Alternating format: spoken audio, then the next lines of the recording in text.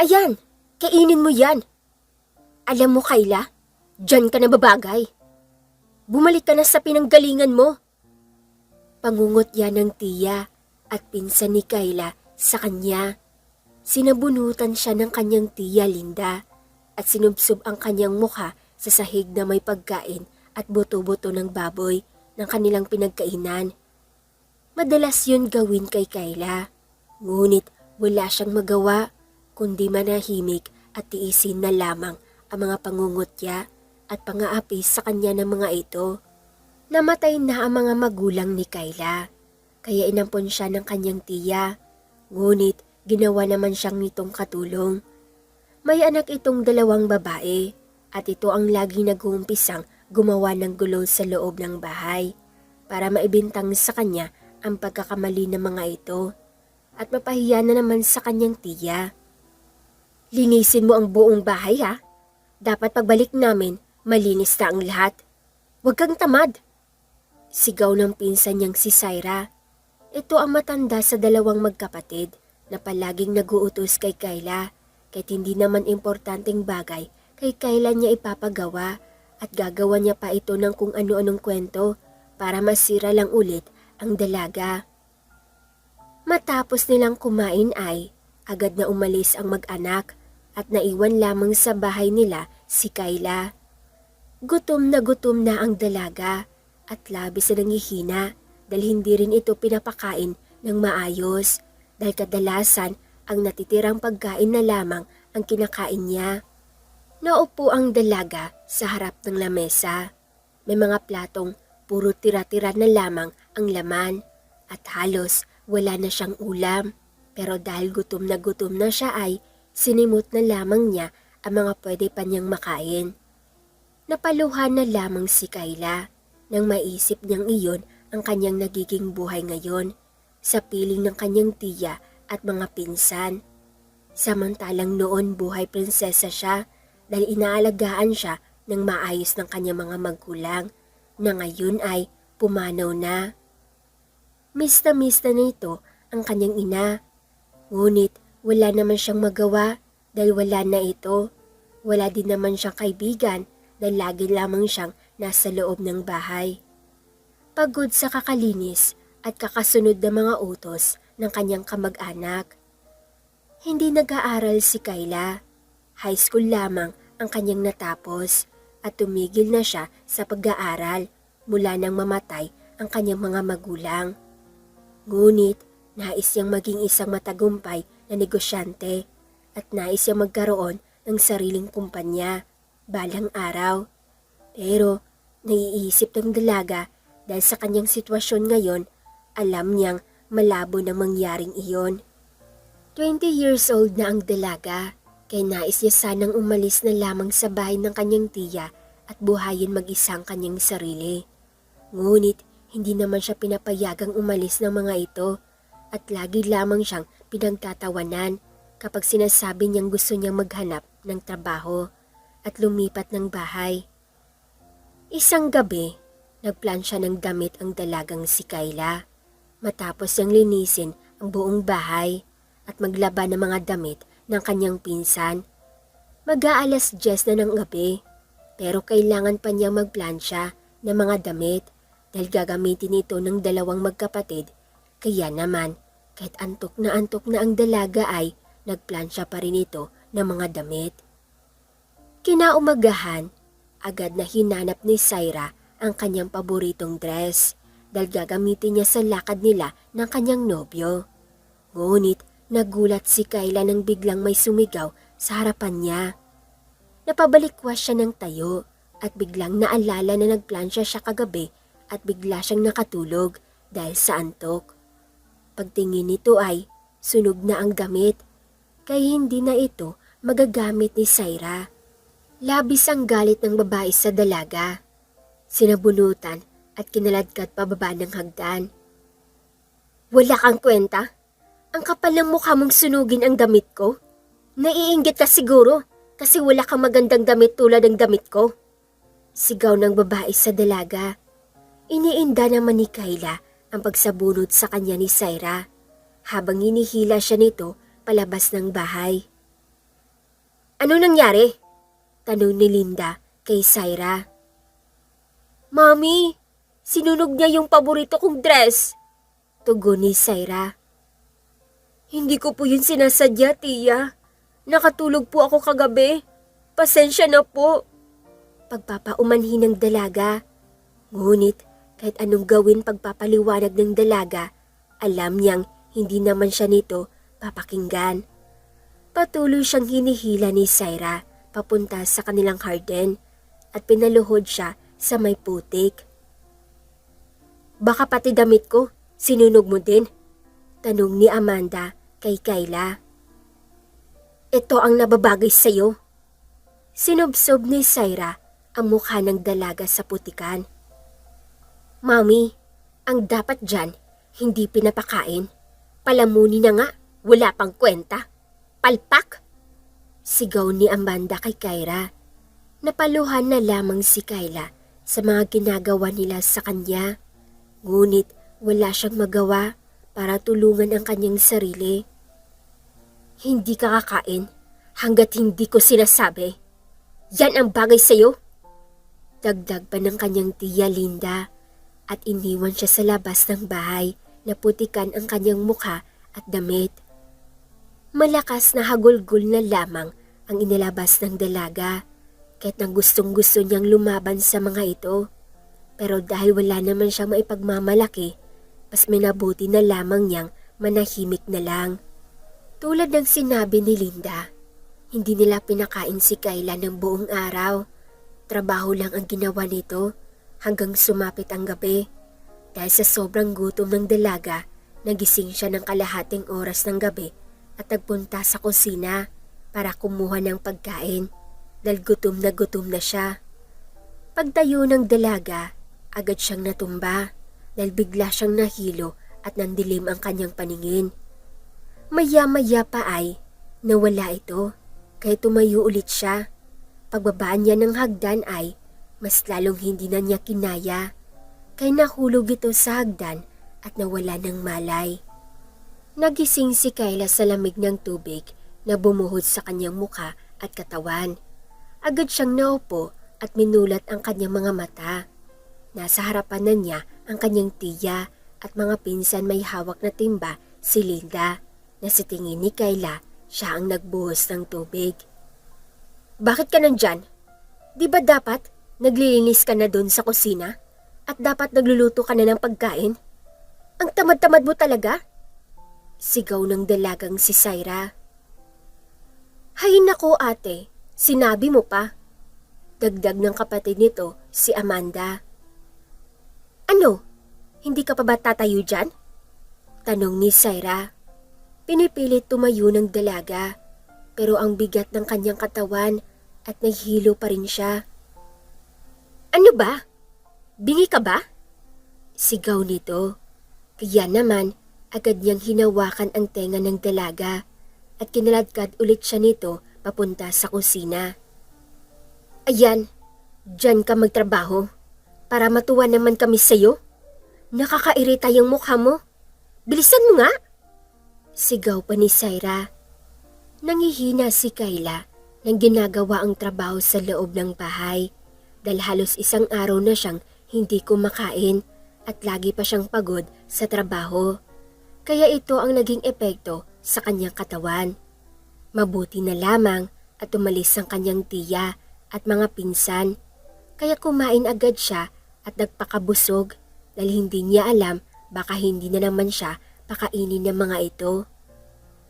Makalipas ang ilang araw, pumunta ng palengke ang dalaga para mamili ng maluluto niya. Ngunit sa hindi inaasahan, isang lalaki ay nakabangga niya. Nahulog nito ang kanyang mga dala at agad na pinulot ni Kayla at humingi ng tawad. Nagkatitigan sila ng lalaki at nakaramdam siya ng kakaibang pakiramdam. Biglang bumilis ang tibok ng kanyang dibdib na tila ba para siyang kinakabahan sa kaharap niya. Habang nagluluto ng pagkain si Kayla, dumating si Syra sa bahay nila kasama ang nobyo nitong si Herman. Agad na lumapit sa kanya si Syra at sinabi siya na ang bahala sa niluto nitong vegetable soup. Tabi dyan, pumunta ka na lang muna doon. Utos si Syra at agad na inagaw kay Kayla ang sandok na panghalo sa pagkain. Hindi maintindihan ng dalaga dahil hindi naman nito inaako ang trabahong bahay sa kanya. Pero umalis na lamang siya dahil baka mapasama na naman siya dahil doon. Maupo ka muna, ihanda ko lang ang pagkain natin. Ngiting sabi ng dalaga sa nobyo. Wow ha, mukhang masarap ang niluluto mo. Ang bango eh. Pagbati ni Erman dito. Siyempre naman, ako ang nagluto niyan eh. Tugon ng dalaga at hinain na kay Erman ang pagkain. Oh, tikman mo, ngiting sabi ng dalaga. Pinagmamasdan lamang sila ni Kayla habang nag-uusap. Ang totoong nagluto ng soup ay si Kayla pero inangkin ni Syra para magpasikat lamang sa nobyo niya. Ang sarap nga. Yan ang gusto ko sa babae, magaling magluto. Tugon ni Erman. Binigyan lamang siya ng ngiti ng dalaga at kumain na din ito. Habang pinagmamasdan ni Kayla ang dalawa, naisip niya ang lalaking nakasama niya noong mga nakarang araw. Hindi pa nito alam ang pangalan ng lalaki dahil hindi naman niya ito natanong. Halos ilang araw na din niyang hindi ito nakikita. Hindi maintindihan ng dalaga pero sabik na sabik siyang makita ang lalaking yon. Nang pumunta siya sa palengke ay agad hinanap ng mga mata niya ang lalaki. Ngunit hindi niya iyon nakita. Kaya nalungkot ang dalaga dahil hanggang doon na lang pala sila magkakakilala na hindi niya alam ang pangalan ng lalaki. Bigla na lang ito nawala kaya gusto na lamang ng dalaga nakalimutan ito. Pero bakit kahit alam niyang wala namang importante sa lalaking yon, hinahanap-hanap niya ito at iba ang pakiramdam niya kapag naalala niya ang mukha nito. Tila ba nahulog na si Kayla sa lalaki na hindi niya namamalayan. Makalipas ang ilang buwan, gabi nang umuwi si Kayla. Madaling-madali ito dahil papagalitan na naman siya ng kanyang tiya. Dalawang lalaki ang nadaanan ni Kayla sa madilim na lugar, pauwi sa kanila. Takot na takot ang dalaga na mapansin niyang sinusundan siya ng mga ito. Halos patakbo na siyang naglalakad, ngunit hindi niya inakala meron ding lalaki sa harapan niya. Nabangga siya sa dibdib nito, kaya napatigil ang dalaga. Hay, magandang binibini. Bati sa kanya ng lalaki. Gustong tumakbo ng dalaga pero wala siyang matatakbuhan dahil sa likod niya nandun din ang tatlong lalaki na umahabol sa kanya. Anong gagawin niyo sa akin? Baka sa boses ng dalaga ang takot at panginginig ng kanyang katawan. Simple lang, magpapakasaya muna tayo dito. Agad hinawakan ng lalaki ang kamay ni Kayla. Dahilan para sumigaw na ito ng sumigaw. Hanggang sa tatlong lalaki na ang humawak sa kanya. Kaya hindi na siya makapalag sa mga ito. Pinahiga siya ng mga ito sa kalsada. Dahil madilim doon at walang dumadaang sasakyan, walang nakakita sa kanila at wala rin nakakarinig sa mga sigaw niya. Jackpot tayo nito? Nananabik na sabi ng lalaki kay Kayla. Sino ka? Isang lalaki ang kumalabit sa mga lalaki at agad itong sinuntok.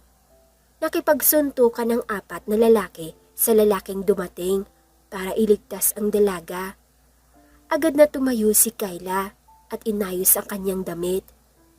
Pinagmasdan niya ang lalaki, nakikipagsuntukan sa mga nagtangka sa kanya na tila ay nagmumukhaan niya ito dahil sa liwanag ng buwan.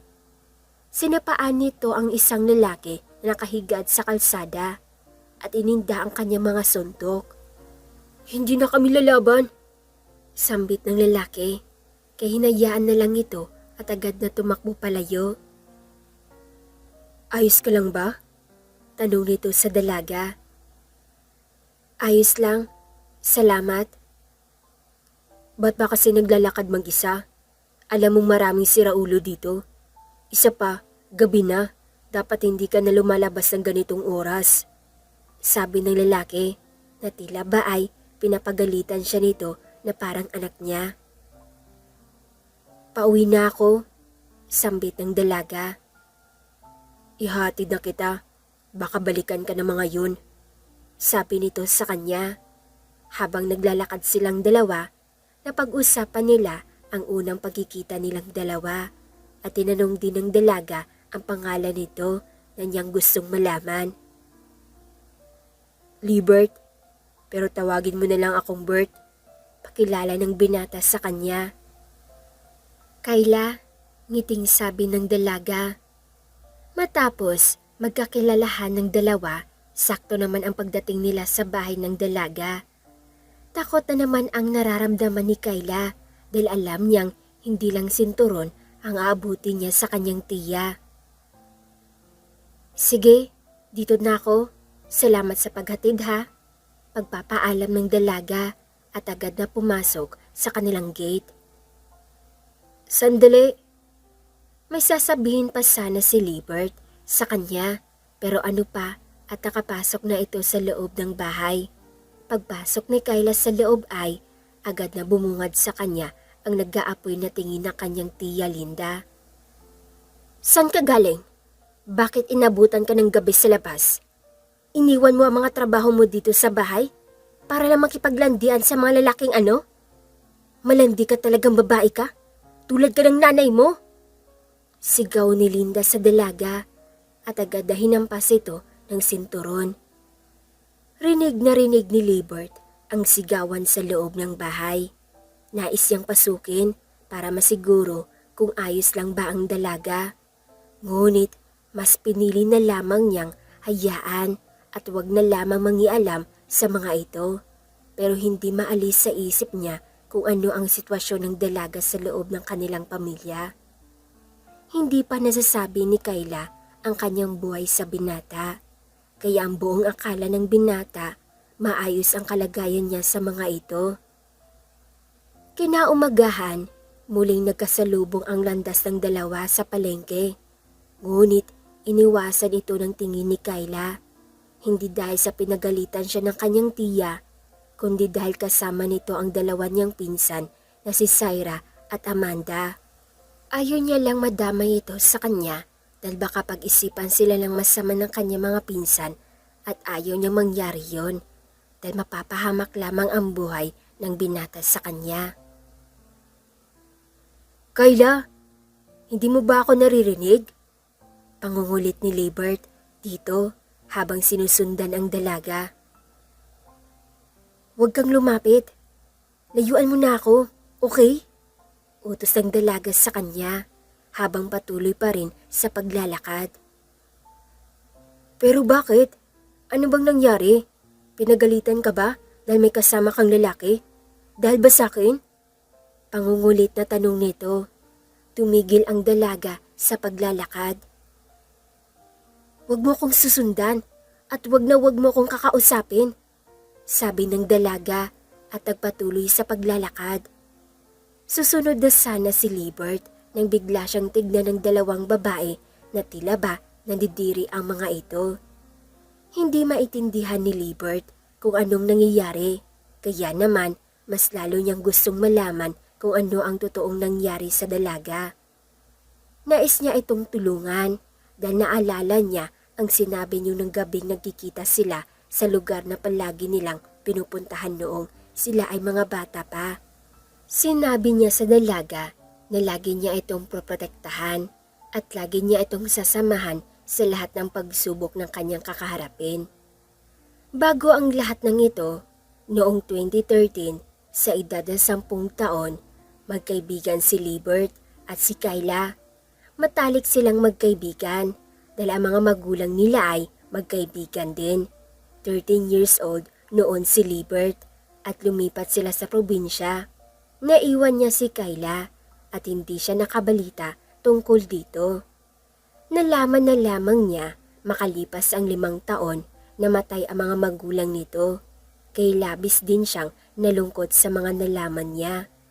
Ngunit sinabi sa kanya ng kanyang ina na maayos naman ang kalagayan nito dahil kinupkup siya ng kanyang tiyahin.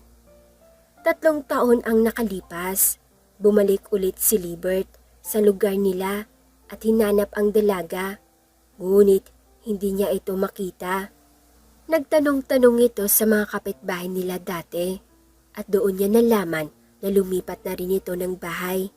Ngunit ang mas kinababalisa ng binata nung nalaman niya na trauma si Kayla sa nangyari sa kanyang mga magulang at isang araw nabangga ito ng sasakyan at nagkaroon ng amnesia.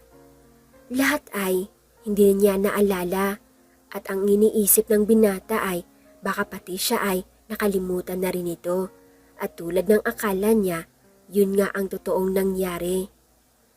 Matapos ang lahat na pagpasyahan ni Libert na bantayan na ang dalaga, saan man ito magpunta, lagi niya itong sinusundan lalo na't alam niyang hindi maganda ang sitwasyon niya sa piling ng kanyang tiyahin. Hanggang sa isang araw, nakita ni Libert si Kayla sa gilid ng puno.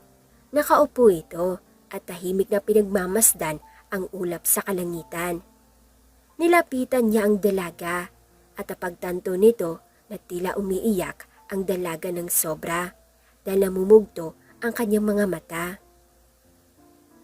"Anong nangyari sa'yo?" tanong ni Libert, ngunit hindi lang umimik ang dalaga. "Kayla, makikinig naman ako sa'yo eh. Sabihin mo, may problema ba?" tanong ulit nito. Tinigdan siya ng dalaga at umiling-iling lang ito. Binigyan siya ng matamis na ngiti, ngunit alam ng binata na may pinagdadaanan ang dalaga dahil bakas sa kanyang mga mata. "Hindi mo na kailangan magpanggap. Mas mabuting ilabas mo yan kaysa kimkimin mo dahil mas lalong bibigat ang pakiramdam mo kung hindi mo yan ilalabas," sabi ng binata. Yumuko ang dalaga at maya-maya pa umikbi ito. Alam ng binata na umiiyak na ito, kaya naman napapikit na lamang siya na makitang ganun ang kalagayan ng babaeng mahal niya. Mahal niya si Kayla simula nung bata pa lang sila. Hindi man ni Kayla yun alam, pero siya alam niya kung ano ang nararamdaman niya na mga panahon na yun. Hinawakan ni Libert ang likuran ng dalaga at hinaplos-haplos ito. "Nandito lang ako, tandaan mo yan. Sasamahan kita sa lahat ng problema mo. Yun ang pangako ko," sambit ng binata sa dalaga. "Bakit ang hirap ng buhay? Bakit ganito yung nararamdaman ko? Bigla na lang akong nakaramdam ng lungkot. May namimiss akong tao at gusto kong makita. Pero bakit parang wala akong maalalang tao na ganun? Sobrang hirap. Lumaki ng ganitong buhay. Namatay ang ina at ama ko. Tapos ako ngayon, naghihirap sa kamay ng kamag-anak ko na tinatato akong parang hayop." Walang tigil na tumutulo ang mga luha ng dalaga habang nagsasalita. Naalala niya yung mga magulang niya, pero ang binata, hindi niya maalala. "Huwag kang mag-alala. Nandito lang ako palagi para sa'yo." Ayaw man ng binata na makitang ganun ang kalagayan ng dalaga. Wala siyang magawa, pero nais niya itong tulungan. "Hindi ba maayos ang lagay mo sa inyo? Sinasaktan ka ba nila?" Napansin ng binata ang pasa sa braso ng dalaga, kaya niya iyon natanong. "Hindi ko alam kung bakit nila yun ginagawa sa akin. Sa tuwing may makikita silang mali sa akin, kahit napakaliit o simpleng bagay lang, halos patayin na nila ako sa sakit," tugon ng dalaga. "Bakit nila yun ginagawa?" "Siguro, kapalaran ko talaga yung ganitong buhay. Hindi ko nga alam kung makakaalis pa ba ako sa ganitong sitwasyon ko eh. Baka habang buhay na akong ganito." Tumingin ang dalaga sa mga mata ng binata. Baka sa mga mata nito ang awa sa kanya. Huwag mo kong kaawaan dahil lang doon, sambit ng dalaga. Hindi sa kinakaawan kita, humahanga lang ako sa'yo dahil hinaharap mo ng buong tapang ang mga nanakit sa'yo nang kahit anong ginagawa nilang pananakit sa'yo, hindi mo nagagawang gumanti sa kanila o mag-isip ng masama para sa kanila. Paliwanag ng binata. Hindi ko kayang gumanti. Alam kong kasalanan yon, pero gusto kong patunayan sa sarili ko at sa kanila kung hanggang saan ang kaya ko marating. Niyakap ng binata ang dalaga. Tutulungan kita. Sabihin mo lang sa akin kung ano ang dapat kong gawin para makatulong. Sabi nito. Mahirap para sa kanyang hayaan na lamang si Kayla at tignan ang buhay nito ng ganun-ganun na lang. Kaya gagawin niya ang lahat ng kanyang makakaya para sa dalaga. Pag-uwi ni Kayla, nakita nito na sa labas ng bahay nila si Erman, ang nobyo ng kanyang pinsan na si Syra. Miss, dito ka nakatira? Tanong ni Erman kay Kayla. Tinitigan siya nito na para bang kinikilala kung sino. Wala dito si Syra. Umalis sila ng kapatid niya. Agad na sagot ang dalaga at pumasok sa gate. Sandali, pwede ko naman silang hintayin sa loob, di ba? May kailangan lang akong sabihin sa kanya, kaya ako pumunta dito. May importante kaming pag-uusapan. Pakiusap nito. Kaya naman, pinapasok na lamang ito ni Kayla dahil kilala naman niya ito at alam niya namang wala itong gagawing masama. Maupo ka na lang muna, ipagluluto na lang kita ng soup, sabi ng dalaga. Sige ba, marunong ka magluto? Tanong nito, na tila nag-aalinlangan pa. Bahagyang ngumiti ang dalaga sa kanya, bilang tugon bago siya iniwan sa sala. Mag-isa lamang doon si Erman sa sala, kaya naman nilibot niya ang kanyang tingin sa mga litrato na kasabit sa pader. Nagtaka ito dahil isang picture ng dalaga hindi niya makita. Kahit man lang kasama siya sa picture, wala kaya. Pumunta ito sa kusina at tinanong si Kayla. Kapatid ka ba ni Syra? Pero ang alam ko, silang dalawa lang ni Amanda ang anak ni Tita Linda. Sabi ng binata. Hindi nila ako kapatid. Pinsan nila ako sa papa kong namatay. Inampon nila ako kaya ako nandito. Tugon ng dalaga. Bakit wala kang kahit isang picture sa sala? Takot ka ba sa kamera? Tanong pa ni Erman. Hindi naman sa ganon. Hindi lang talaga ako mahilig sumali sa kanila kapag kumukuha ng picture.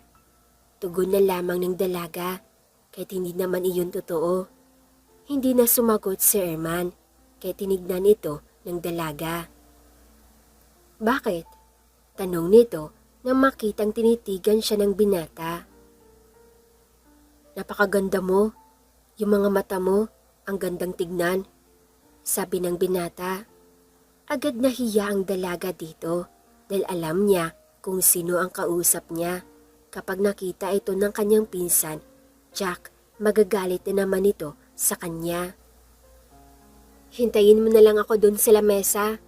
Matatapos na ako dito. Walang ibang masabi ang dalaga, kundi gumawa na lang ito ng paraan para mapalayo ng konti sa kanya ang binata. Matapos, ihain ni Kayla ang vegetable soup sa kanya, agad itong minaamoy sa pagkain. Ikaw lang ba ang magluluto dito? Tanong ni Erman na ikinatango lang ng dalaga. Habang tinitikman ni Erman ang pagkain, naalala niya yung araw na sabi ni Syra na siya ang nagluto ng soup na yon para sa kanya. Nagluluto rin ba si Syra dito? Tanong ni Erman. Mas mabuting ikaw ang magtanong niyan sa kanya, sabi ni Kayla. Hintayin mo na lang sila dito, may gagawin pa kasi ako. Dagdag pa ng dalaga bago umalis. Nang oras na yon, napagtanto ng binata na hindi si Syra ang nagluto ng soup para sa kanya. Ibig sabihin, nagsinungaling ito sa binata. Mayaman ang pamilya ni Erman. Halos lahat ng gusto ni Syra binibigay ni Erman. Lagi niya rin itong sinusuportahan sa lahat ng bagay. Sa halos 3 taon nilang pagsasama ni Syra, ang buong akala niya, kilala niya ng hulubos ang dalaga. Pag-uwi ni Syra, hindi na niya naabutan si Erman dahil umalis na ito at hindi na siya hinintay na dumating. Pagsapit ng madaling araw, nagising si Kayla ng 3:00 ng umaga. Nakaimpake na ang gamit nito at alam niyang nasa labas na din ng bahay si Libert. Napagplanuhan nilang tumakas sa kanyang tiya at maghanap ng matitirhan para magsimula ng bagong buhay na wala sa kamay ng mga malulupit niyang kamag-anak. Pagbaba ng hagdan ng dalaga, dahan-dahan siyang naglakad, ngunit ang hindi niya alam, gising pala ang kanyang tiya. "Saan ka pupunta?" Tanong nito, mabilis tumibok ang dibdib ng dalaga sa takot. "Tatakas ka? Ang lakas naman ng loob mong tumakas sa amin. Bakit? Kaya mo na bang sarili mo? Pagkatapos kitang arugain, palakihin, tatakasan mo lang kami?" Sunod-sunod na sumbat sa kanyang nito, sabay hawak sa kanyang buhok at kinaladkad papunta sa taas. "Tiya, tama na po. Nasasaktan na ako!" Sigaw ng dalaga. Rinig ni Libert mula sa labas ang sigaw ng dalaga. Kaya naman nangamba ito na baka kung ano ang mangyari sa dalaga. Hindi na ito nagdalawang isip pa, agad niyang binuksan ang gate at pumasok sa bahay. "Kayla!" Tawag ng binata na makita nitong pinasok sa loob ng kwarto ang dalaga. Naabutan naman niya ito kaya hindi siya nasaraduhan sa loob. "Libert!" Sambit ng dalaga na makita nito ang binata. Agad siyang nagtago sa likuran ng binata dahil sa takot. "Tumakbo ka na, Kayla," utos ni Libert sa kanya. "Ayoko, hindi kita iiwan dito," tugon ng dalaga. "Wow naman, Kayla. Bakit hindi mo sinabi sa akin na may kasama ka palang ulupong?" Tanong ni Linda. "Anong gagawin niyo? Magtatanan kayo? Magbabahay-bahayan kayo? Hindi ka pwedeng umalis dito, Kayla," sabi ni Linda at pilit na hinihila ang dalaga. Naitulak naman ito ni Libert dahil sa pagprotekta kay Kayla. "Tumakbo ka na," utos ng binata. Agad namang tumakbo ang dalaga palabas at sumunod ang binata. Naabutan naman sila ni Linda kaya agad itong hinawakan ang buhok ng dalaga. "Tatakasan mo pa ako, ha? Akala mo ba makakaalis ka dito ng mapayapa?" Inis nitong sabi bago binitawan ang dalaga. "Tiya, ang tagal ko nang tinitiis lahat ng pananakit niyo sa akin. Tinuturing niyo akong hayop sa bahay na to." "Wag na wag ka nang babalik dito. Wala kang utang na loob, Kayla," sigaw nito kahit na malayo na ang dalawa. Dumating naman ang dalawang magkapatid at tinanong ang nangyari. "Palpak, tulog kasi kayo ng tulog. Ang walang yan na yun, tinakasan tayo," sabi ni Linda sa kanya, mga anak. Sahil sa inis kay Kayla. "Mabuti nga at umalis na yun. Problema lang yan sa bahay, palamunin pa," sabi ni Syra. "O sige, ikaw gumawa lahat ng gawaing bahay, ngayong wala na yung Kayla na yun," sabi ni Amanda sa kanya. Dahil wala na ang dalaga, mapipilitan ang 3 mag-anak na gawin ang lahat ng ginagawa ni Kayla sa loob ng bahay. Habang si Kayla namumuhay ng mapayapa at wala na mag-uutos sa kanya, magiging malaya siyang gawin ang lahat ng gusto niya. Makalipas ang 6 na taon, maraming nakatutok na kamera kay Kayla habang nakatayo ito sa maraming tao. "Ma'am, ano po ang naging inspirasyon niyo para matupad ang inyong mga pangarap at saan po kayo kumuha ng lakas para tuparin ang mga ito?" Tanong ng reporter at itinutok sa kanya ang mic. Huminga ng malalim ang dalaga at tumingin sa kamera na naka-access sa lahat ng telebisyon at napapanood siya sa buong mundo.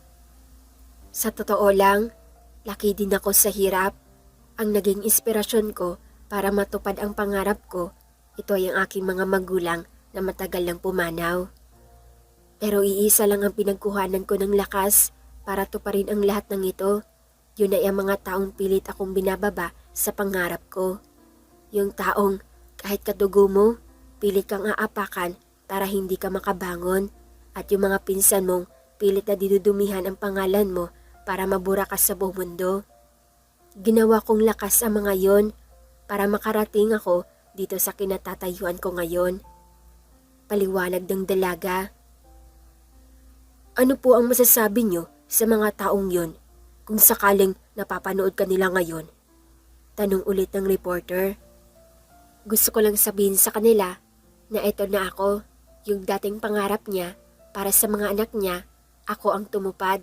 Pero hindi para sa kanila, kundi para sa sarili ko at sa pamilya ko. Tugon ng dalaga. Nagpalakpakan ang mga taong nakapalibot sa kanya at patuloy siyang kinukuhaanan ng litrato.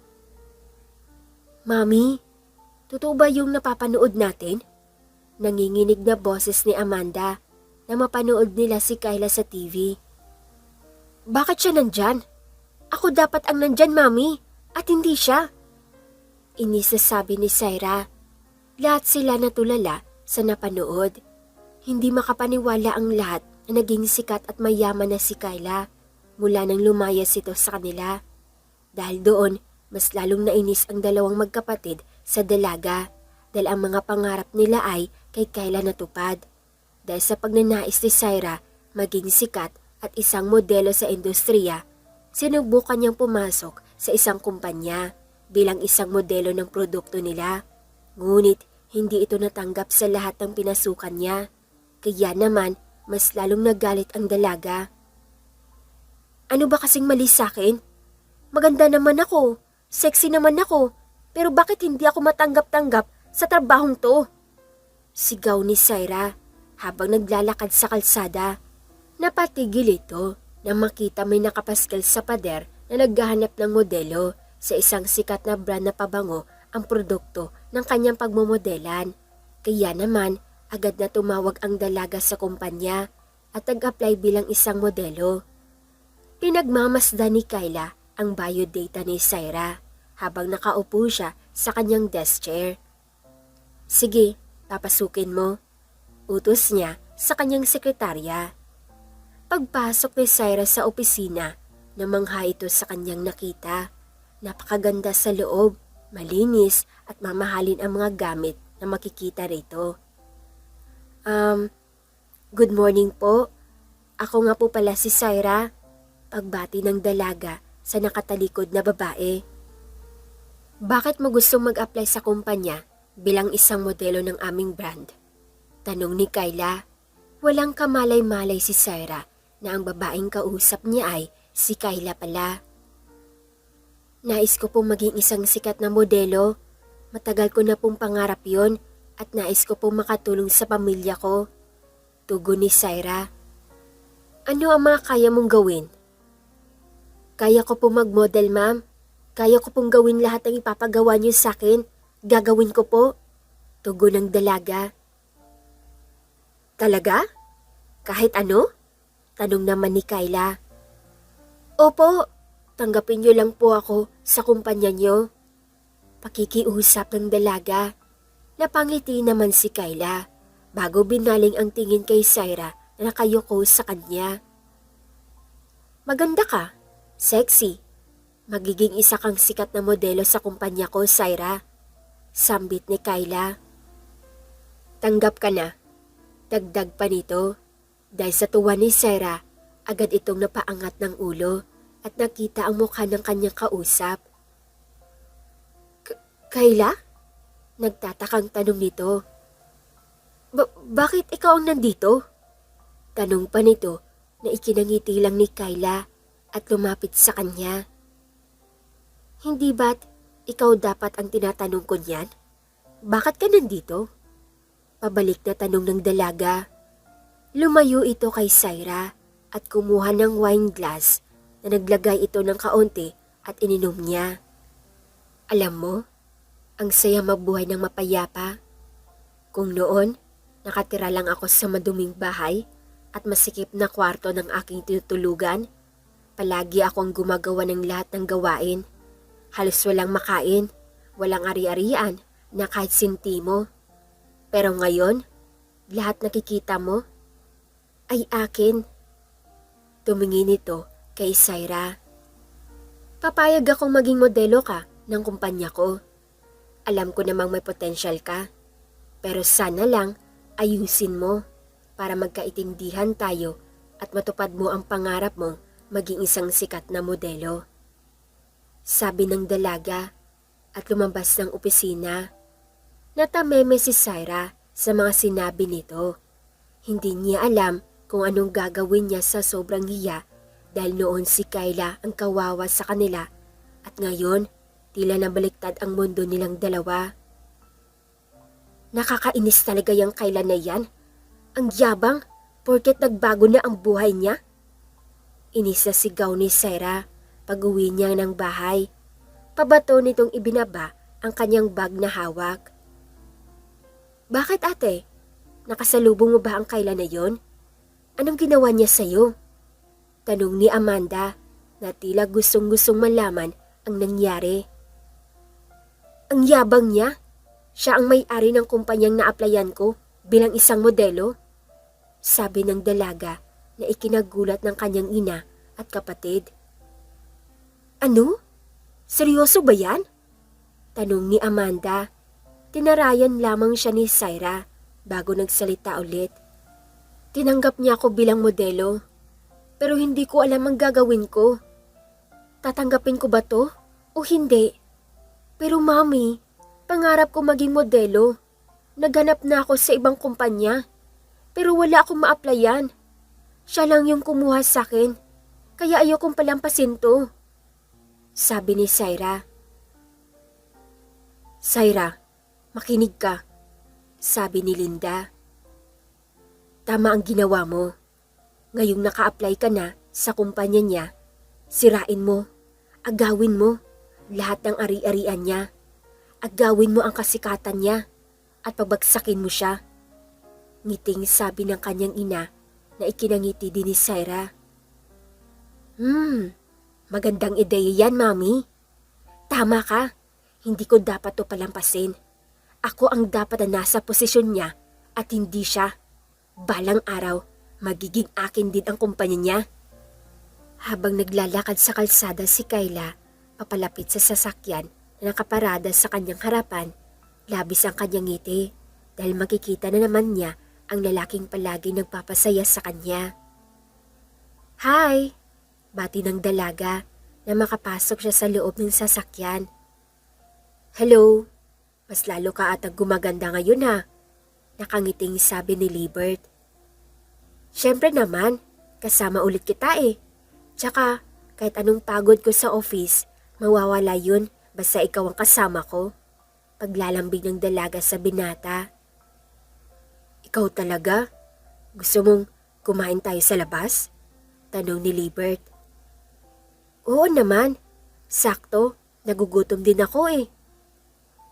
Si Libert ang dahilan kung bakit natupad ni Kayla ang kanyang mga pangarap. Tinulungan siya nitong makaahon at maging malakas sa mga pagsubok. Sa sobrang lapit ang loob ng dalaga sa binata, unti-unti na siyang nahuhulog dito. Unti-unti niyang minamahal ang binata. Ngunit hindi niya pa ito sinasagot dahil gusto niyang maging handa ang lahat bago sila maging magkasintahan. Halos 6 na taon na rin ang pangliligaw ng binata kay Kayla, pero hindi pa nito nasasabi sa dalaga ang tungkol sa kanyang nakaraan nung sila ay mga bata pa. Tila hindi pa rin ito maalala ng dalaga, kaya't ginagawa niya ang madalas nilang gawin noon. Thank you nga pala sa lahat ng tulong mo sa akin ha. Alam ko namang wala ako sa ganitong posisyon ngayon kung hindi dahil sa iyo eh. Sabi ng dalaga habang naglalakad sila sa mini fountain ng kanilang nadaanan. Ano ka ba? Sino ba ang magtutulungan kundi tayo lang din? Tsaka nangako ako sa iyo, di ba? Hindi kita pababayaan. Hinawakan ng binata ang braso ng dalaga, kaya napatigil ito sa paglalakad. Ito ang tandaan mo, Kayla. Ano man ang mangyari, andito lang ako sa tabi mo. Kapag kailangan mo ng tulong, tawagan mo lang ako. Darating ako para sa iyo. Saad ng binata. Naiintindihan mo ba? Tanong nito na ikinatawa ng dalaga. Opo, boss. Naiintindihan ko po. Mabuti naman. Tinitigan ni Libert ang mga mata ni Kayla. Dahilan upang makaramdam na naman siya ng mabilis na pagtibok ng kanyang puso. Hinawakan nito ang kanyang pisngi at tinignan ang mga mata nitong mapupungay, pababa sa kanyang mga labi at dahan-dahang lumapit sa mukha ng dalaga. Ngunit biglang tumunog ang cellphone nito. Kaya naman huminga na lamang ng malalim ang binata. Hindi mo ba sasagutin? Baka importante yan, sabi ng dalaga. Pagkuha ni Libert sa kanyang cellphone, napailing-iling na lang ito dahil tumawag ang kanyang kaibigan. Bro, kumusta? Tanong ng kanyang kaibigan sa kabilang linya. Ano ka ba? Bakit ka tumawag? Alam mo, storbo ka talaga kahit kailan. Inis na pabulong ni Libert sa cellphone na ikinatawa na lang ng kanyang kaibigan. Kinabukasan. Good morning, ma'am. Bati ng mga empleyado kay Kayla habang papasok siya sa kumpanya. Ngiti lang ang sinasagot ito sa mga empleyado. Habang naglalakad, nakita naman siya ni Syra na nasa gilid ng entrance door. Napansin nito kung gaano kasikat ang dalaga sa kumpanya at kung paano ito igalang ng mga tao sa loob at labas. Kaya mas lalo itong nagkakaambisyon na maging katulad din ni Kayla. Pagsakay ng elevator ni Kayla, agad ding pumasok si Syra. Kaya naman nagtagpo ulit ang kanilang landas. Good morning. Pagbati ni Syra dito, nginitian lamang siya ng dalaga. Kaya naman naging awkward ang paligid para sa kanila. Kayla, sorry nga pala sa mga ginawa namin nila mami sa'yo noon. Hindi naman talaga namin yung gustong gawin sa'yo. Sadyang, napatigil sa pagsasalita si Syra nang huminto ang elevator sa 15 floor ng building. Syra, merong rules sa kumpanyang ito. Ang number 1 rules, huwag mong dadalhin sa loob ng kumpanya ang issue mo sa labas. Focus sa trabaho at huwag sa mga personal na mga bagay. Sabi nito bago umalis. Dahil sa ginawa ni Kayla, natameme na naman si Syra habang padabog itong lumabas sa elevator. Okay, simulan na ang shooting. Utos si Kayla pagdating niya sa shooting room. Pwesto na guys, pati yung dalawang model, pumunta na sa unahan. Utos ng lalaking direktor na nakapwesto sa monitor. Nakaupo naman sa gilid nito si Kayla dahil papanoodin niya ang mga model at isa rin siya sa mga dedirect dito. May mga linya silang kinabisa para sa mga shoot, kaya naman pinagmamasdan ni Kayla kung paano nila ito bigkasin. Napakunot noon na lamang si Kayla nang hindi ito makuha ang nais niyang emosyon na ibinigay ng mga model. Guys, lagyan niyo naman ng emosyon. Hindi ko makita yung emosyon. Hindi lang dapat kayo magaling magsalita. Dapat niyo rin iparamdam kung ano ang emosyon na gusto niyong ipahiwatig. Paliwanag ng dalaga. Ulitin ang shoot. Kena, pwede ka muna mag-break. Si Syra muna ang kukunan ng shoot. Dagdag pa ng dalaga. Lumakas ang kabog ng dibdib ni Syra sa sinabi nito. Ayaw niya mapahiya sa mga taong nandun. Gusto niyang ipakita na mas magaling siya kaysa sa kasama niya. Okay, break time muna guys, sabi ni Kayla sa lahat, kaya naman agad nagsilabasan ang mga tao. Lalabas na sana si Syra, ngunit tinawag siya ni Kayla. Kulang pa ang nalalaman mo, para sa pagmumodel. Gusto kong sabihin sa'yo, mas mabuting pag-aralan mo muna bago ka bumalik ulit dito sa kumpanya ko. Sabi ni Kyla. Pero okay naman yun, di ba? Hindi ko kailangan ng model na model lang.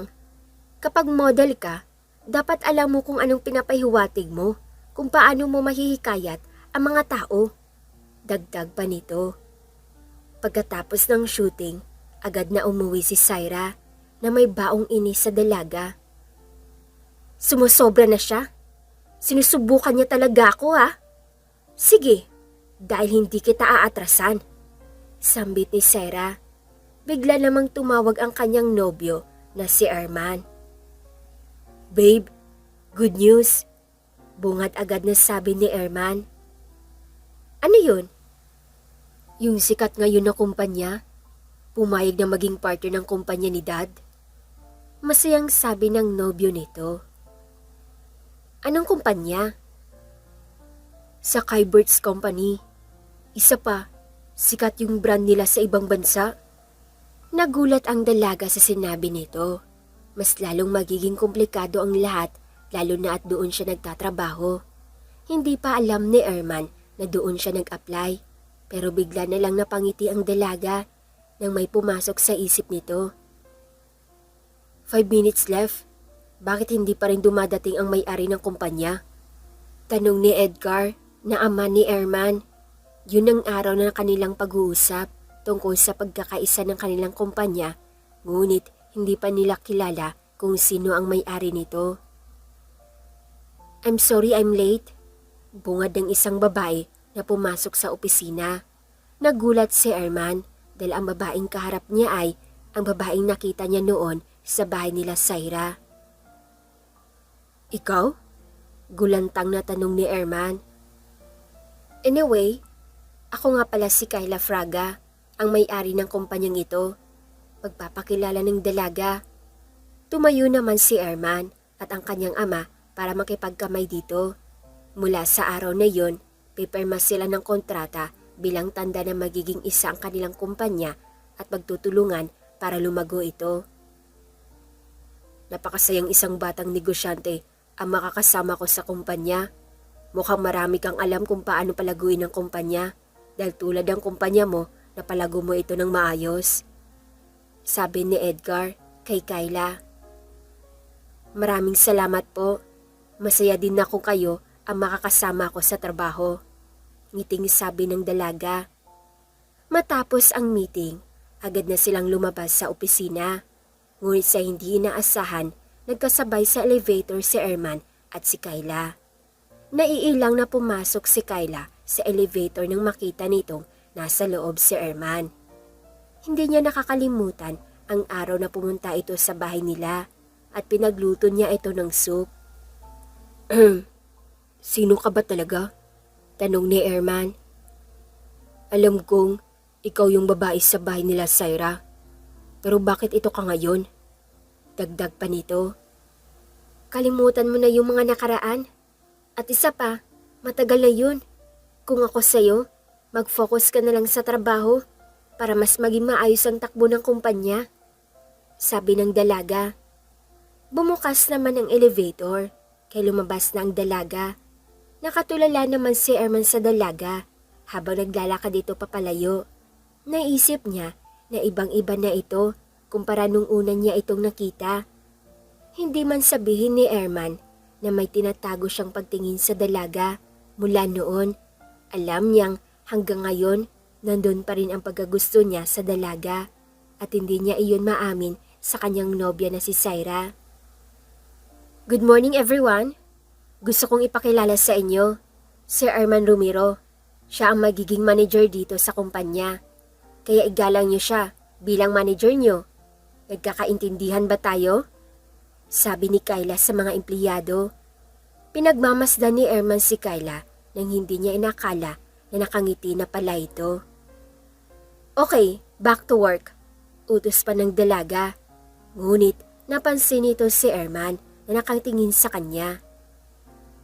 Anong iningiti-ngiti mo dyan? Back to work now.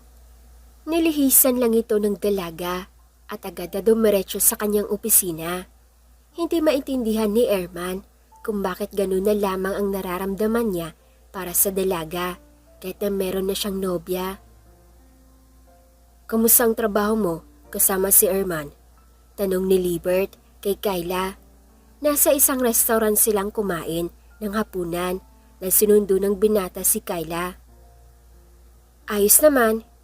Ikaw, kamusta yung araw mo?" Pabalik na tanong ni Kyla.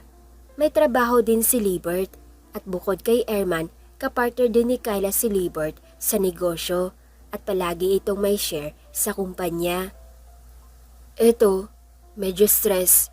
Pero ayos lang, nawala din naman kasi kasama na kita. Bumalik ulit yung lakas ko." Nakangiting sabi nito. "Sira ka talaga? Gutom lang yan.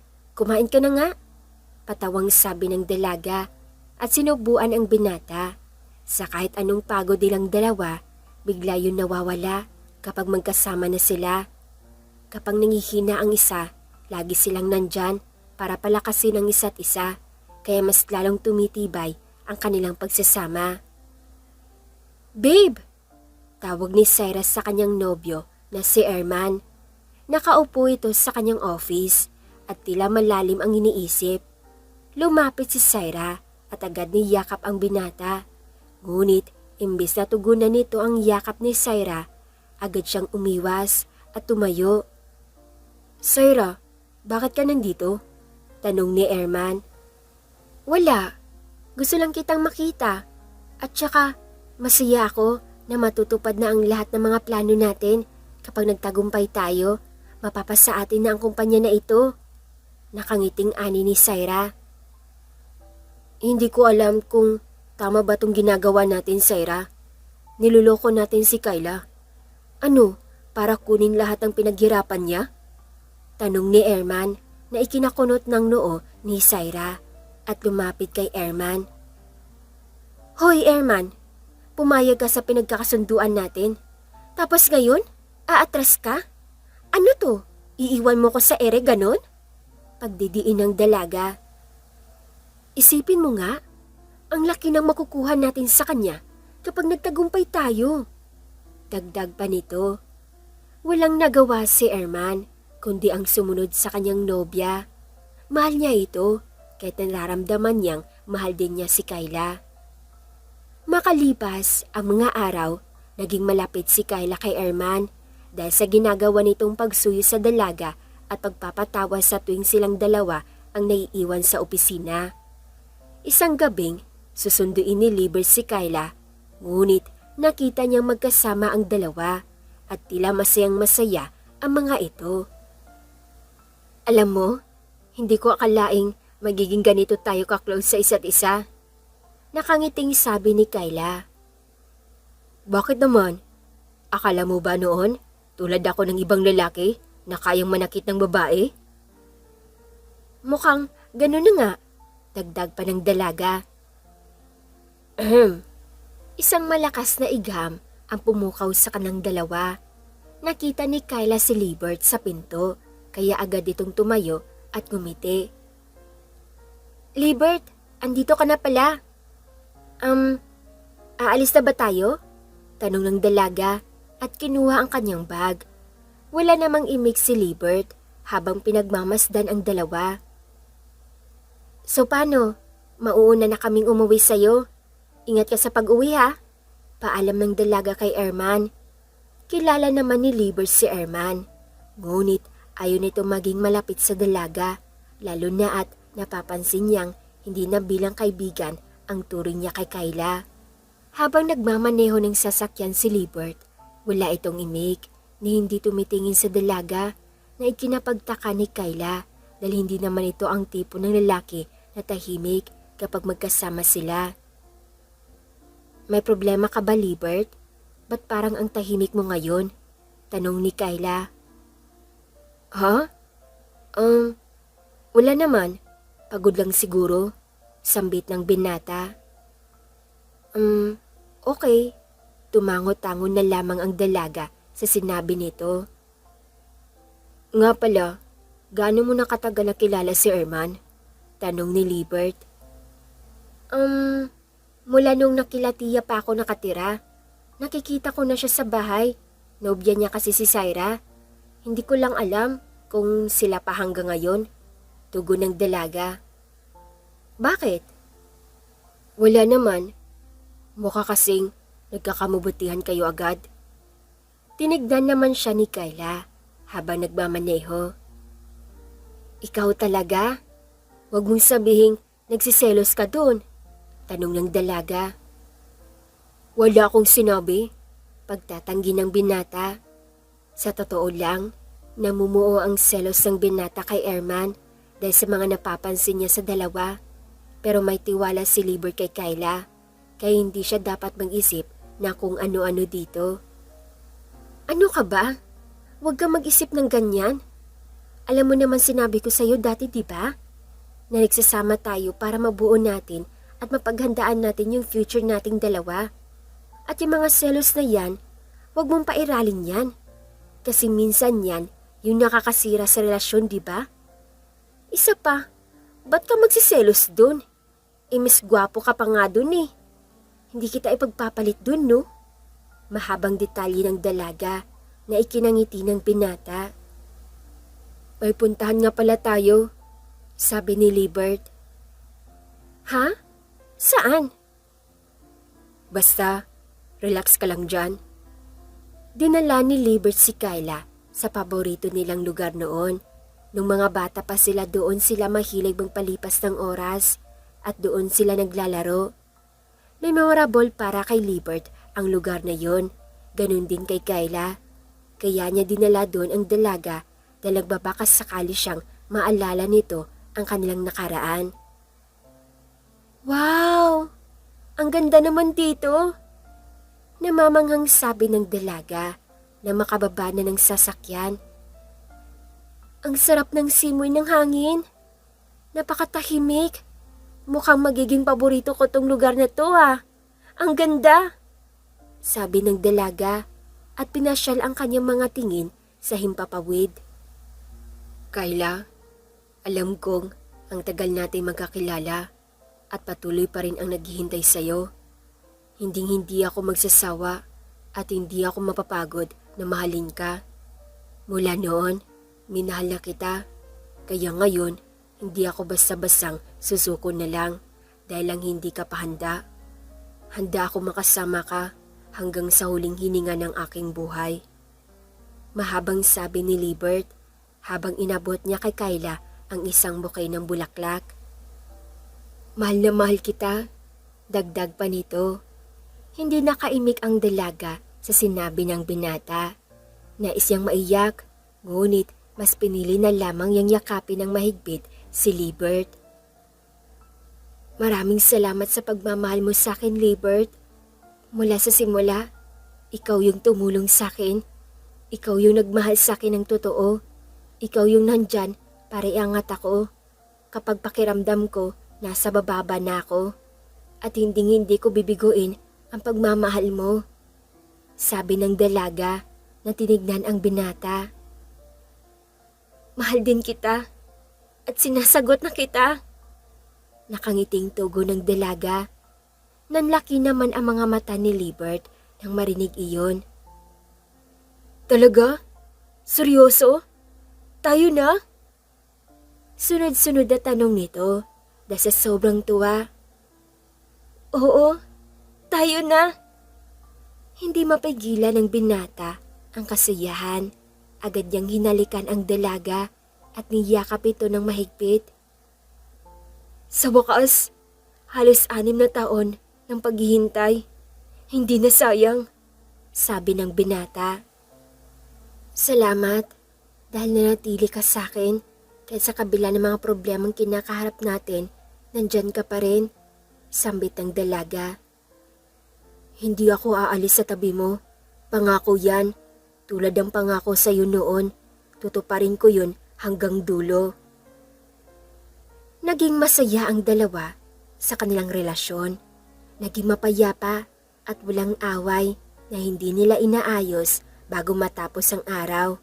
Ngunit ang bagong akala nila maayos na ang lahat, na magiging masaya na sila matapos ang mga bagay na yon, Biglang nalugi ang kumpanya nila. Dahilan para ituon ni Kayla ang atensyon sa pagtatrabaho para maisalba ang kumpanyang kanilang pinaghirapan. Hindi nila alam na kagagawan ito lahat ni Syra at ni Erman. Bakit nalulugi na ang kumpanya? Bumaba na ang ratings. Napag-alaman ko din na may bagong brand na sumisikat ngayon.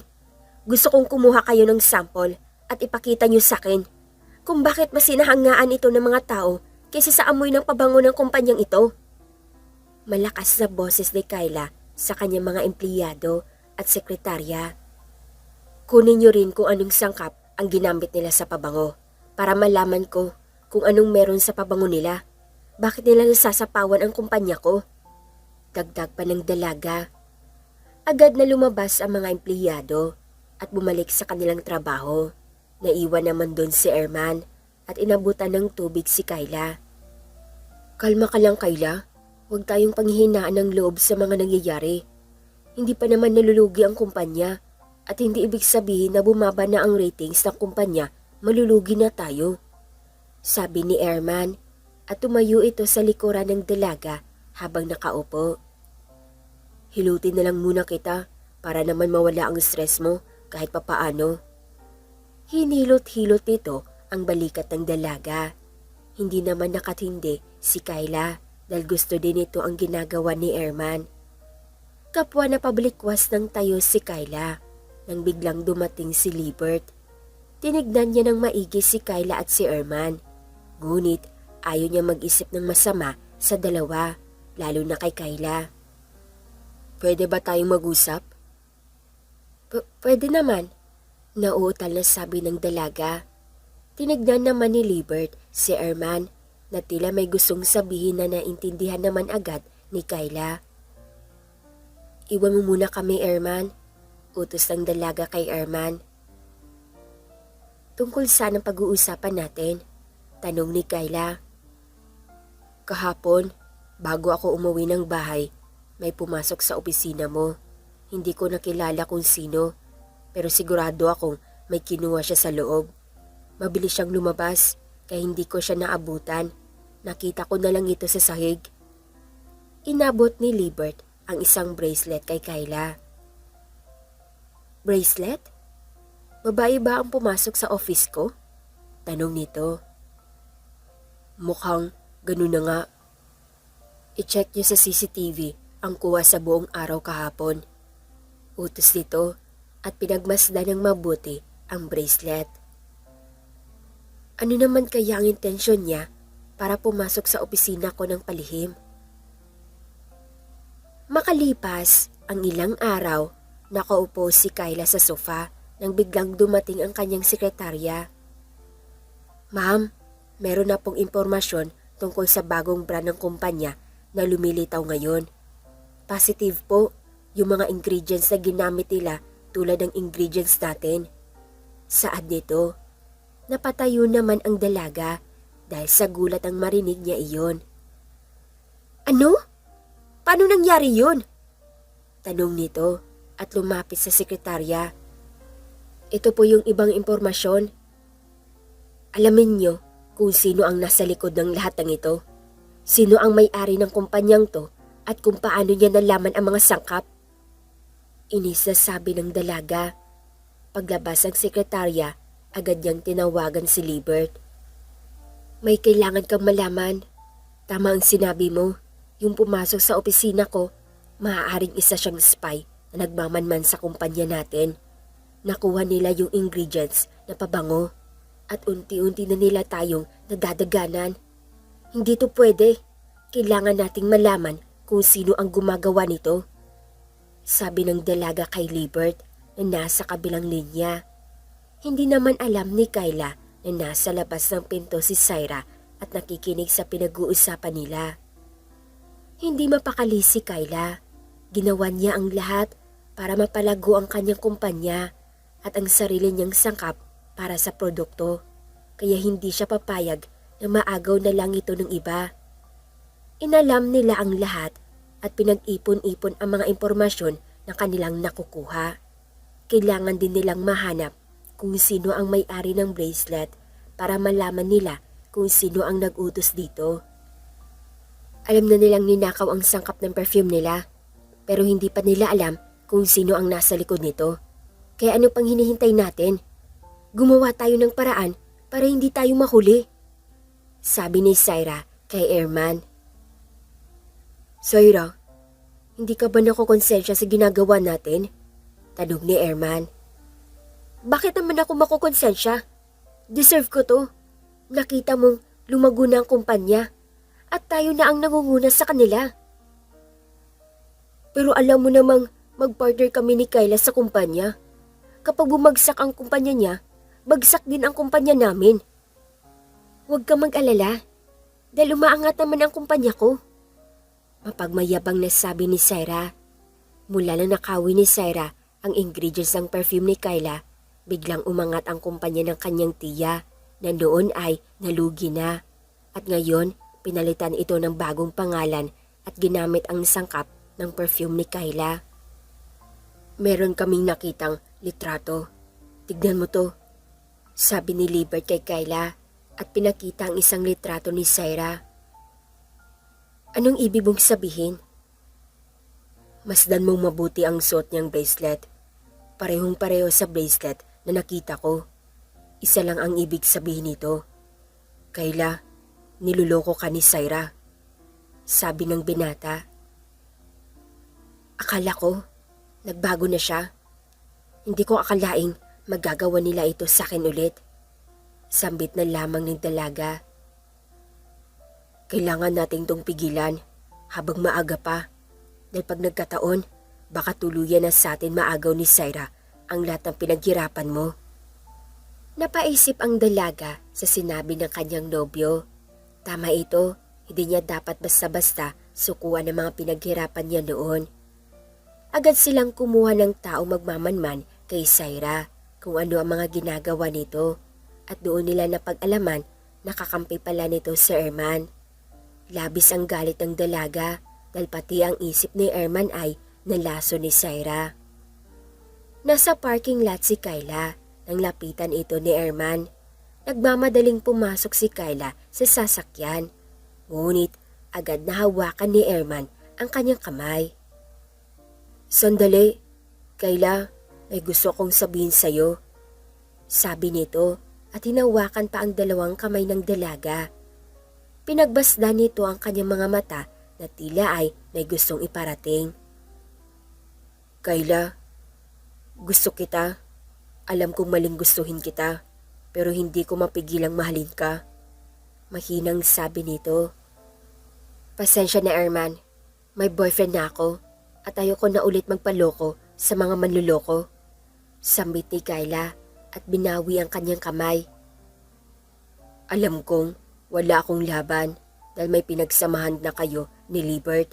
Pero wala na ba talaga akong magagawa para makuha kita? Tanong ng binata. Napailing-iling ang dalaga at inabot kay Airman ang isang envelope na may lamang mga litrato. Ano to? Tignan mo para malaman mo, sabi ng dalaga at agad na binuksan ito ni Airman. Laking gulat niya nang makita ang maraming litrato nila ni Syra. Ano to? Bakit mo to pinapakita sa akin? Alam mo namang girlfriend ko si Syra, di ba? Tanong ng binata. Alam ko, pero ang hindi ko maintindihan kung bakit pati ikaw kailangan mo akong lokohin. Ano bang ginawa ko sa inyo? Bakit niyo ko ginaganito? Bakit hanggang ngayon patuloy niyo pa rin ako niloloko? Masaya ba kayo na nakikita akong nahihirapan? Tanong ng dalaga. Hindi kita maintindihan, Kayla. Ano bang sinasabi mo? Tanong ni Airman. Huwag ka na magkaila, Airman. Alam kong kasabwat ka ni Syra sa pagnanakaw ng perfume ng kumpanya ko. Alam kong gusto niyo akong ibagsak. Sambit ni Kayla. Hindi ko yun ginusto. At hindi ko yun gagawin dahil partner mo ako sa kumpanya, hindi ba? Tama na, Airman. Alam ko na ang totoo. Tinalikuran ni Kayla ang binata. Ngunit nagsalita ang binata dahilan para mapatigil ito sa paglalakad. Oo, inaamin ko. Alam ko ang mga ginagawa ni Syra at kasama ako doon. Pero pinilit ko siyang kumbinsihin na huwag niyang gawin yun. Pero hindi siya nakinig sa akin. Dahil mahal ko siya, tinulungan ko siyang nakawin ang sangkap ng perfume na ginawa mo. Pero hindi ko yun ginusto. Paliwanag nito. 15 years ago, nawala mga magulang ko. At sa kasamaang palad, nadisgrasya ako at nagkaroon ako ng amnesia. Nakalimutan ang lahat ng masasayang pangyayari sa buhay ko. At tanging ang masasakit lang na alaala ang nanatili sa akin. Hanggang sa kinuha ko nila tiya. Naging miserable ang buhay ko doon. At biglang dumating si Libert para tulungan akong makalaya sa mga kamay nila. 5 years ago, pinilit kong maalala kung sino ako. At napag-alaman ko ang lahat, naisip kong gumawa ng isang bagay na manatili sa akin kung sakaling mawalan ako ulit ng alaala. Isang bagay na magpapaalala sa akin ng mga nakaraan at magagandang alaala ko. At ang pabango na yun ang ginawa ko bilang tanda ng mga masasayang alaala ko sa mga nakaraan at tanda ng bagong panimula ng aking buhay. Mahabang detalye ng dalaga at hinarap ang binata. Alam mo ba kung gaano yun kahalaga para sa akin? Yun ang nagpapaalala sa akin sa aking mga magulang at sa isang taong palaging nandyan para sa akin. Dagdag pa nito. Hindi ko sinasadyang gawin yon. Sambit na lamang ng binata. Napagpasyahan ni Erman na isuko na kay Kayla ang lahat dahil alam niyang wala naman din siyang laban dito at hindi niya rin gusto na gawin iyon kay Kayla dahil ayaw niya rin itong nakikitang nahihirapan. Binuking ni Erman si Syra dahilan para magalit ng gusto sa kanya si Syra. Nag-file ng kaso si Kayla kung hindi ibibigay ni Syra sa kanya ang mga ninakaw nito. At dahil sa pagmamatigas ng ulo ng dalaga ay walang nagawa ang mga pulis kundi daputin siya at kasuhan ng pagnanakaw. Sa wakas, natapos din ang lahat, sambit ni Libert. Sana nga, ito na ang wakas dahil pagod na akong paulit-ulit na lang niloloko. Tugo ng dalaga. Huwag kang mag-alala, wala nang sinumang manloloko sa'yo. Nakaupo sila sa harap ng sunset at pinagmamasdan ang mga ibon na masayang nagliliparan. Alam mo, may isang babae akong minahal noon, nag-iisang babae na bumuo ng buhay ko. Nagpasaya sa akin at higit sa lahat nakasama ko sa lungkot at bighati ng buhay ko. Pero iniwan ko siya at hindi kami nagkita. Makalipas sa mga taon, hinanap ko siya at hindi ko akalain na darating ka sa buhay ko at napagtangtong ikaw yung babaeng hinahanap ko. Sambit ni Libert. Alam mo ikaw, hindi ka pa rin nagbabago. Mula pagkabata, lagi mo na akong nililigtas sa kapahamakan. Sabi ng dalaga. Pasensya na Libert kung itinago ko sa iyo ito. Alam kong alam mo na ikaw yung tinutukoy ko. Mula nung pagkabata natin, hindi mo ako iniwan sa lahat ng oras. Lagi kang nandyan.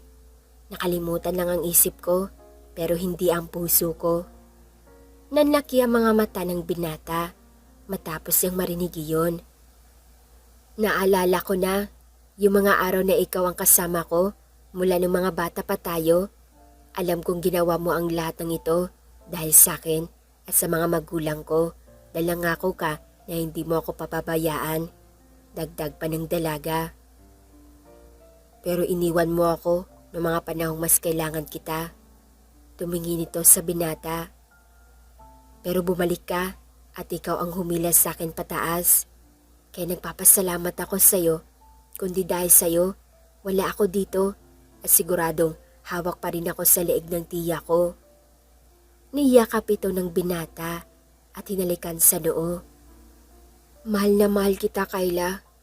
Kaya hindi ko magagawang hayaan ka na lang sa tiya mong inaabuso ka. Nangako akong aalagaan kita. Hinaplos nito ang pisngi ng dalaga at tinitigan ang kanyang mga mata. Mamahalin at hindi kita hayaang masaktan ulit ng iba. Dagdag pa nito at dahan-dahang hinalikan si Kyla. Lumipas ang mga panahon, nagkaroon ng kambal ng anak si Kyla at si Libert. Namuhay sila ng mapayapa at buong pamilya. Lumago din ang kanilang kumpanya. Habang si Syra at si Irma naman ay kinaawaan nila at pinalayo na lamang sa bansa na kahit kailan ay hindi sila pwedeng lumapit sa kanilang pamilya. Hanggang dito na lang nagtatapos ang kanilang kwentong pag-ibig ni na Libert at Kyla. Maraming salamat mga katwini sa pagsubaybay sa kanilang kwento. Sana'y marami kayong natutunan sa kanilang dalawa. Muli, maraming salamat mga katwini sa pagtangkilik ng mga videos ko.